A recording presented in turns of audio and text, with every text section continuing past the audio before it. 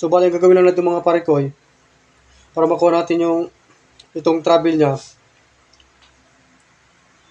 itong 30 centimeters na setor distance, multiply lang natin ito sa, sa distance multiplier ng 75 degree formula. Bali ito siya na 1.036.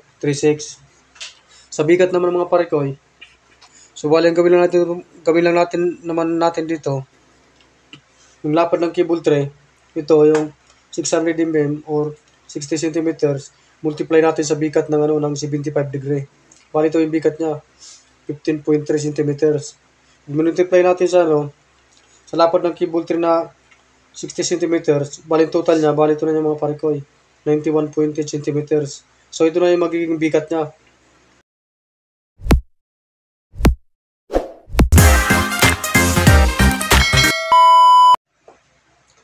Magandang hapon mga parikoy. So welcome back ulit sa aking channel. So yun mga parikoy, i-share ko lang sa inyo yung formula ng cable tray offset mula 55 degree hanggang 85 degree. So sa mga parikoy, ginawa ko lang kasi itong content na to na mula 55 hanggang 85 degree. So may nag-request kasi sa akin na gawan ko ng content yung ganitong formula na mula 55 degree hanggang 85 degree.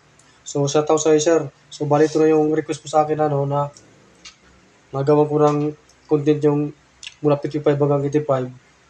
So bali ito na siya. So bali ito yung degree niya. Tapos ito yung bigat naman niya. Ito rin yung distance multiplier niya. So bali yung 55 degree natin, ang bigat niya ay 10.4 centimeters. Tapos yung distance multiplier niya ay 1.221. Yung 60 degree niya, 11.5 centimeters yung bigat niya. Tapos 1.154 yung niya, yung distance multiplier. Tapos yung 65 degree niya, 12.7 centimeters ang bigat niya. Tapos yung distance multiplier niya ay 1.103. Yung 70 degree, 14 centimeters ang bigat niya. Tapos yung distance multiplier niya, 1.064. Yung 75 degree niya, 15.3 yung bigat niya, centimeters. Tapos yung distance multiplier niya ay 1.036. Yung 80 degree niya, 16.7 centimeters ang bigat. Tapos 1.016 yung niya, distance multiplier. Sa 85 degree, 18.7 centimeters ang niya, yung bigat niya. Tapos yung distance multiplier niya, 1.004. Magsasample tayo ng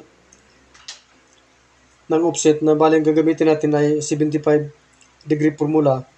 So bali ang size ng cable tray ng sample natin ay 600 mm or 60 centimeters. Tapos yung set or distance natin or distance ng offset niya ay 30 centimeters.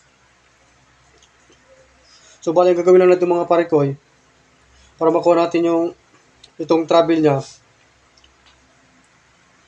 itong 30 centimeters na set or distance, multiply lang natin ito sa sa distance multiplier ng 75 degree formula. Bali ito siya 1.036. Ito yung distance multiplier ng 75 degree.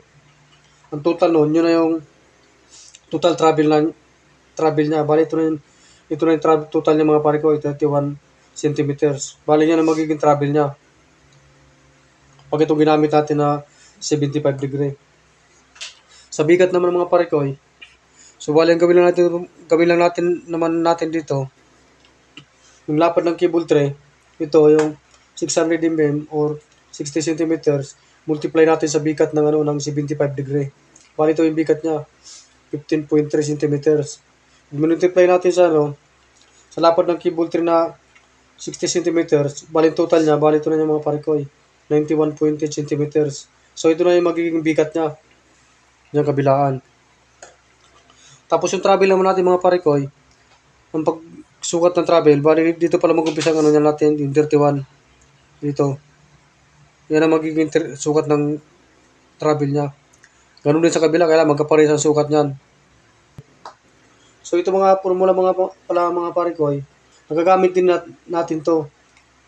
So minsan kasi, mayroon tayo na encounter na medyo matapang yung offset niya. Ito kasi mula 55 hanggang 85 degree, Pag in-offset kasi natin to, medyo matapang na talaga siya. So minsan sa site, nakaka-encounter din tayo ng mga ganitong mga offset. Depende sa site condition. Kaya nagagamit din natin to siya. So ganun lang mga pare ko.